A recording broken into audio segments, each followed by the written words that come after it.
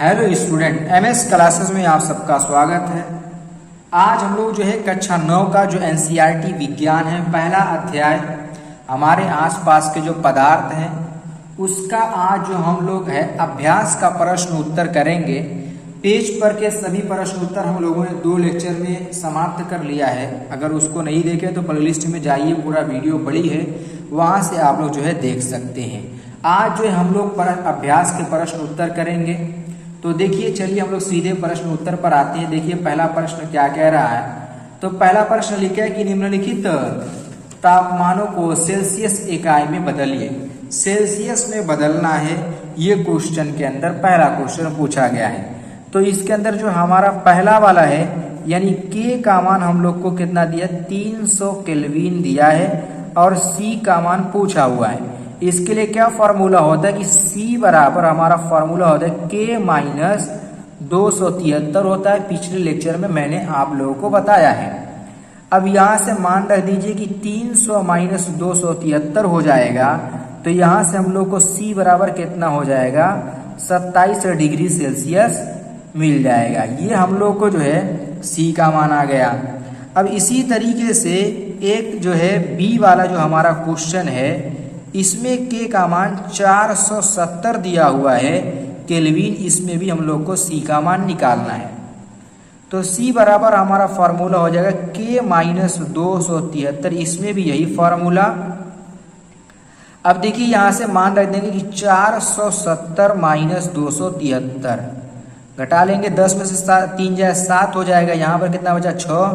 तो 6 में से 7 नहीं घटेगा। 16 में से 7 जाए 9। यहाँ पर 3 में से 1 घटा, 3 में से जो है 2 घटा लेंगे, कितना आ जाएगा 197 डिग्री सेल्सियस ये हमारा हो जाएगा। ये इस तरीके से हम क्वेश्चन को हल करेंगे। यहाँ पर जो है इसका हल भी दिया है, ऐसा नहीं कि हल नहीं दिया है।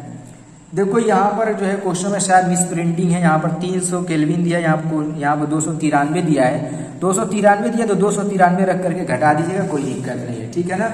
अब देखिए यहाँ पर इसका जो दूसरा प्रश्न है वो क्या कह रहा है। दूसरा प्रश्न भी कुछ इसी प्रकार से क्वेश्चन लिखा है कि निम्नलिखित तापमान को केल्विन इकाई में परिवर्तित कीजिए।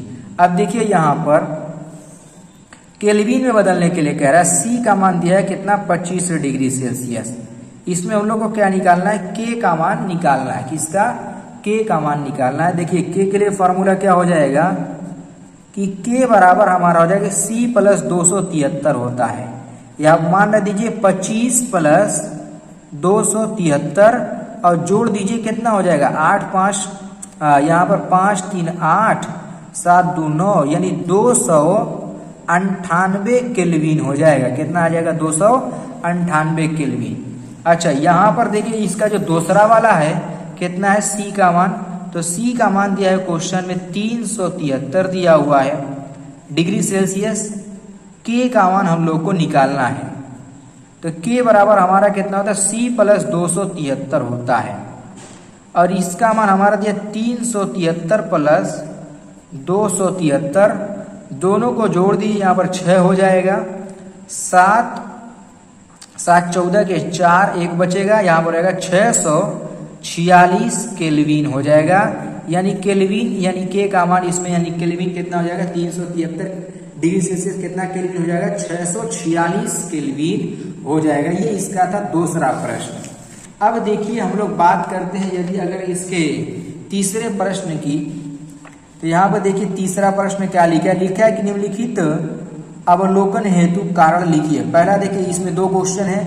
लिखा है कि नेफ्थैलीन को रखा रहने देने पर यह समय के साथ कुछ भी ठोस पदार्थ छोड़े बिना अदृश्य हो जाती है। नेफ्थैलीन को यदि अगर खुला छोड़ देंगे तो वो अदृश्य हो जाएगी, गायब हो जाएगी बिना ठोस पदार्थ में बदले हुए। इसका क्वेश्चन कह रहा है कि रीजन बताइए।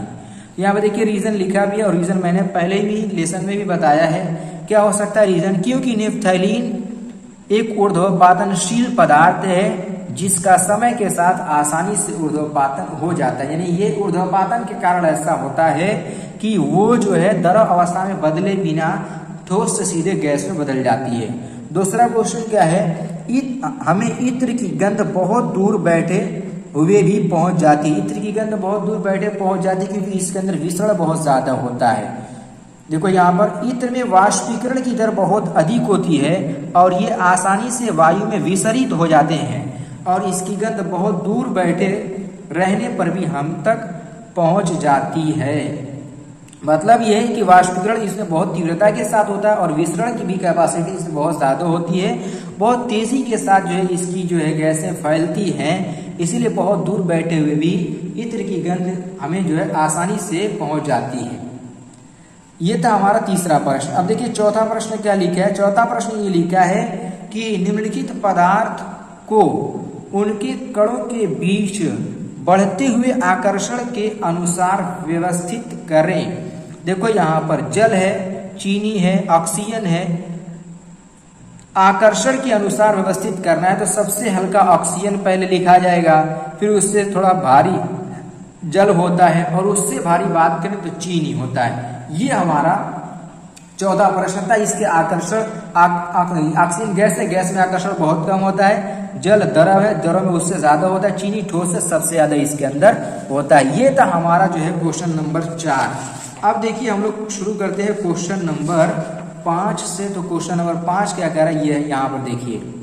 क्वेश्चन नंबर 5 लिखा है कि निम्नलिखित तापमान पर जल का भौतिक अवस्था क्या है। यानी निम्नलिखित जो तापमान है इसकी जल की भौतिक अवस्था क्या होगी। 25 डिग्री सेल्सियस पर, 0 पर, 100 पर। तो 25 डिग्री सेल्सियस पर तो कंफर्म है कि जल द्रव अवस्था में रहेगा और 0 पर हमारा क्या होगा, द्रव अवस्था में भी रहेगा, ठोस अवस्था में भी रहेगा, दोनों अवस्था में रहता है 0 डिग्री सेल्सियस पर।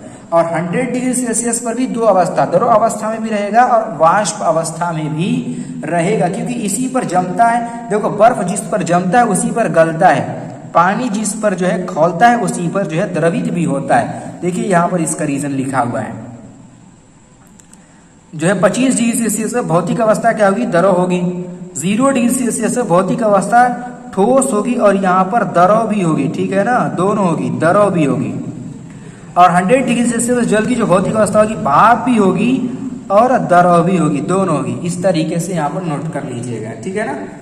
अब देखिए अगला क्वेश्चन नंबर जो 6 है, लिखा है कि पुष्टि हेतु कारण दें।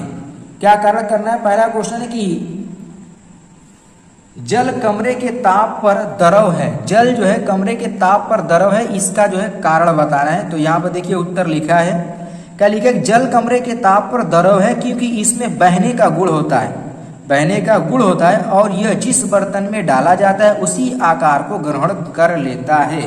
यानी बहने का गुण होता है और जिस पात्र में रखेंगे उसके आकार, उसकी आकृति को ग्रहण कर लेता है, इसलिए द्रवित अवस्था के अंदर पाया जाता है कमरे के ताप पर, यानी 25 डिग्री सेल्सियस पर, साधारण ताप पर एक तरीके से कह लो।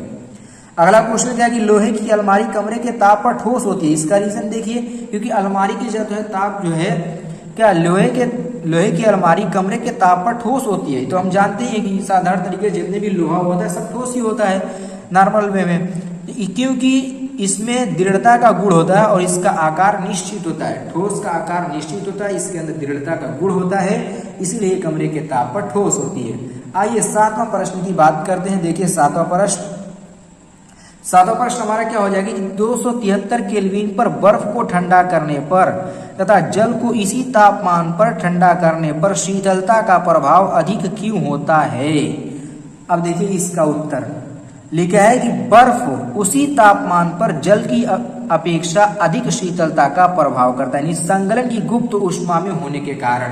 यानी 273 केल्विन पर 0 डिग्री सेल्सियस पर ही जो बर्फ होता है ठंडा करने पर जो है जल का जो है तापमान क्या करता है, उसी ठंडा करने पर शीतलता का प्रभाव अधिक होता है, क्योंकि जो है वो गुप्त ऊष्मा लिया रहता है, इसीलिए जो है उसी तापमान पर जल की अपेक्षा अधिक शीतलता का प्रभाव देता है। अब देखिए 8वां प्रश्न क्या लिखा है, लिखा है कि उबलते हुए जल अथवा भाप में से जल की तीव्रता किसमें जलने की तीव्रता किसमें अधिक महसूस होती है। तो भाप में जो है तीव्रता सबसे ज्यादा होती है, क्योंकि इसमें गुप्त ऊष्मा बहुत ज्यादा होती है। वाष्प की जो गुप्त ऊष्मा होती है, देखो भाप में यानी वाष्पन में जो गुप्त ऊष्मा होने के कारण भाप जो होती है उसके अंदर गुप्त ऊष्मा होती है और उबलते जल में जो है जलने की तीव्रता अधिक महसूस कराता है। भाप में उबलते जल की अपेक्षा जलने की तीव्रता अधिक महसूस करेगा। रीजन कि वाष्प के कारण जो है उसमें गुप्त ऊष्मा बहुत ज्यादा होती है, इसीलिए भाप जो है बहुत तीव्रता के साथ जलाता है खौलते जल की अपेक्षा में। उसमें जलन बहुत होती है, जलेगा दोनों से लेकिन भाप से जलन बहुत होती है, ये चीज होता है। चलिए आज जो है हम लोग इस अभ्यास का जो है प्रश्न अंतिम प्रश्न करके लेसन को समाप्त करते हैं। देखिए यहाँ क्या लिखा है कि निम्नलिखित चित्र के लिए ABCDEF की अवस्था परिवर्तन को नामांकित करें।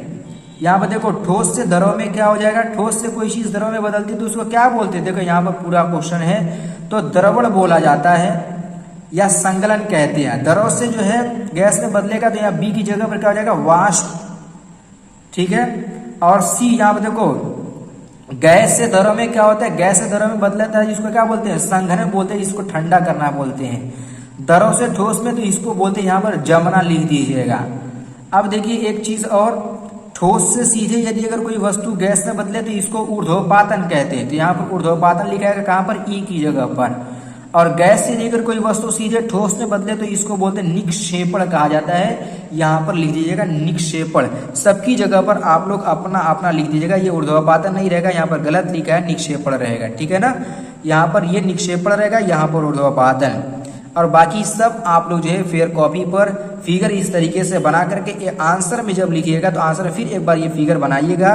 बस ABCD जो EF लिखा है इसको मत लिखिएगा, इसकी जगह पर जो नाम बताया गया उसको लिखिएगा। जैसे यहाँ पर हम लोग क्या लिखेंगे, जो है संगलन, और यहाँ पर क्या लिखेंगे हम लोग, वाष्प, और फिर यहाँ पर लिखेंगे संघनन, और यहाँ पर लिखेंगे जमना, और फिर यहाँ पर हम लोग लिखेंगे क्या, ऊर्ध्वपातन, और यहाँ पर F की जगह पर लिखेगा निक्षेपण। इस तरीके से लिख दीजिएगा।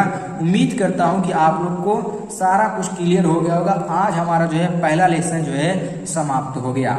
आशा करते हैं कि इसी तरीके से कंटिन्यू आप लोग जो है चैनल पर बने रहेंगे और अच्छी तरीके से आप लोग की प्रिपरेशन होती रहेगी, इसी तरीके से भी अगर बने रहेंगे। तो चलिए अब हम लोग जो है मिलते हैं अगले क्लास में जो है नया लेसन के साथ अब हम लोग मिलेंगे।